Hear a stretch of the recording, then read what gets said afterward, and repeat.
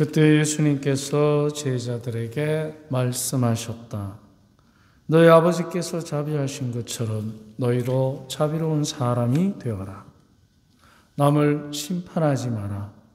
그러면 너희도 심판받지 않을 것이다. 남을 단죄하지 마라. 그러면 너희도 단죄받지 않을 것이다. 용서하여라. 그러면 너희도 용서받을 것이다. 주어라. 그러면 너희도 받을 것이다. 누르고 흔들어서 넘치도록 후하게 되어 너희 품에 담아 주실 것이다. 너희가 되지라는 바로 그 되로 너희도 되받을 것이다. 주님의 말씀입니다.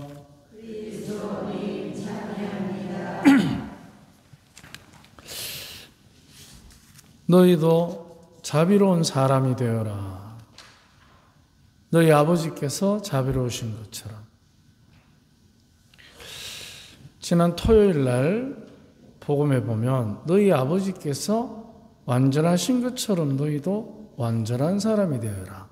마태복음 5장 48절의 말씀인데, 그러면은 아버지께서 완전하시고 자비로우신 분, 그러니까 우리도 완전하고 자비롭게 되어야 되는 것입니다.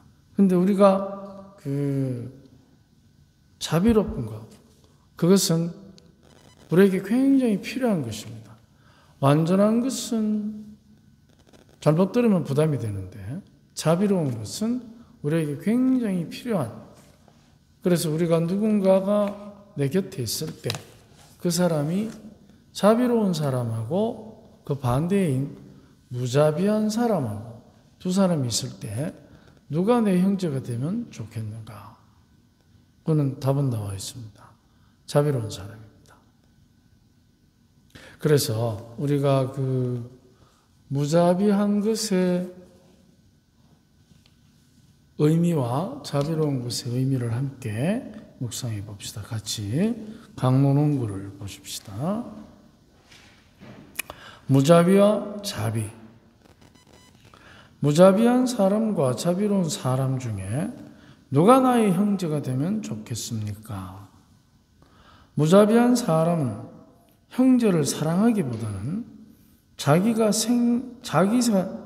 생각에 갇힌 판단으로 대합니다. 그러면 사랑의 기본인 이해를 위한 경청보다는 본인이 가진 번뇌에 갇혀서 세도를 부리는 도구로 전락하게 됩니다. 사랑을 위한 경청의 의미가 자기 권위를 드러내는 도구로 전락해버린 거예요. 그래 되면 듣고 싶은 것만 듣습니다. 이게 가장 큰 약점입니다. 그래 되면 자기가 듣고 싶은 대로 듣습니다. 똑같은 말을 하는데도 듣고 싶은 대로 들으면 내 힘을 드러내는 수단이 되어버립니다. 듣는 게. 거기서부터 이제 뭔가가 잘못 꿰어지는 것입니다. 우리는 모두가 나름대로 각자의 삶의 자리에 맞는 권위를 가지고 있습니다. 우리가 가진 권위는 이중의 구조를 가지고 있습니다. 첫째는 죽어서도 내가 아니면 안 되는 권위입니다. 권력이 아닙니다. 권위입니다. 권위. 둘째는 지금 내가 아니면 안 되는 권위가 있습니다. 첫째는 선천적으로 변할 수 없는 역할인 부모, 자식, 형제의 권위입니다. 그래서 이 권위라는 것은 자연스럽게 내가 거부한다고 안 주어지고 찾는다고 주어지는 게 아니고 자연스럽게 선천적으로 주어지는 권위입니다. 이것은 내가 선택하는 것이 아니라 주어진 것이기에 거부할 수 없는 권위인데, 이 권위야말로 순수하게 조건 없이 나누는 것이기에 행복과 직결됩니다. 내가 부모의 권위를 잘 실천하면 나와 내 자녀가 행복한 것입니다. 그런데 이 권위는 누구에게 물려줄 수도 없고 포기할 수도 없습니다. 심지어는 죽어서도 가지는 권위입니다. 둘째는 선택적으로 주어지는 것이기에 누구나 차지할 수 있는 권력입니다.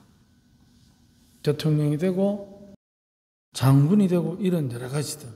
그건 꼭 높은 것뿐만이 아니라 아주 낮은 직급에서도 반장, 구역장, 다 그런 것은 내가 선택하는 권위입니다. 이 권위는 특별히 직업을 통해서 발휘되는 경우가 많습니다. 권력으로 표현되는 이 권위는 사실은 약자를 위한 선용을 전제로 하지만 실상은 가진 자의 횡포로 표현되는 경우가 많습니다. 직장의 상사 또는 우리가 살아가는 모든 조직의 선임자들, 높은 사람들이 낮은 직급에 있는 사람들을 보살피는데, 그들을 성숙시키는데 자기가 가진 권위를 사용하면 배려가 되지만 높다고 횡포를 부리면 권력이 되는 것입니다. 그럼 우리가 그 권력 부리는 사람 앞에 우리는 나약한 상황을 맞이하기도 하는 것입니다. 우리는 각자의 권위를 사용해서 자비로운 사람이 되어야 합니다. 자비는 형제를 사랑으로 대하는 것입니다. 그래서 사랑의 가장 기본이 되는 경청, 그게 바로 자비의 시작입니다. 너희 아버지께서 자비하신 것처럼 하고 말씀하신 주님의 표현에 따르면 우리는 자비하신 분의 자녀들입니다. 그분은 자녀들의 작은 신음에도 아파하십니다. 이 성가 구절 기억하시죠? 작은 신음에도 아파하시는 경청의 자비를 베푸시는 아버지의 사랑은 각자를 자기답게 성숙시키는 배려입니다. 뭉뚱그려서 다 똑같이 그게 아니고 생김새가 다르듯이 각자가 각자에게 맞게, 각자답게, 그러니까 각자답게 하려면 그 각자에 속하는 한 사람의 이야기를 귀담아 들어야 됩니다. 경청해야 됩니다. 그런데 우리는 가정에서 가끔 그럴 때가 있습니다. 부모들이 자기들이 힘들면 알았다, 다음에 얘기하죠. 뭔 말인지 알겠다. 친구한테도 마찬가지고 이웃한테도 마찬가지입니다. 특히 힘들어하는 가난한 사람의, 약한 사람의 경청, 굉장히 중요한 자비의 표현입니다. 자비로운 아버지의 자녀들은 서로 경청하면서 서로를 자기답게 성숙시키는데 기여해야 하는 것입니다. 나하고 다르다고 해서 경계하는 게 아니고 다르기 때문에 그 사람이 가지고 있는 그 사람만의 자기다움을 지켜주는 거죠. 큰 거는 큰 대로, 작은 거는 작은 거대로. 자비는 내가 가진 권위로 상대를 인도하는 것이 아니라 형제가 처한 곤란한 사정에 동행해주는 제대로 듣기에서 시작됩니다. 제대로 듣기. 우리의 기도를 들어주시는 자비하신 아버지처럼 우리도 자비로운 듣기로 서로 행복합시다.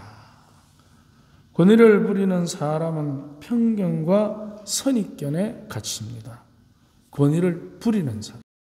하지만 자기가 받은 권위를 자비를 베푸는 데 쓰는 자비로운 사람은 경청하면서 자기가 가진 권위를 사랑의 지혜로 변화시킨다는 것입니다. 우리는 바로 우리의 작은 신음을도 경청하시는 자비로운 아버지를 모신 자녀들입니다.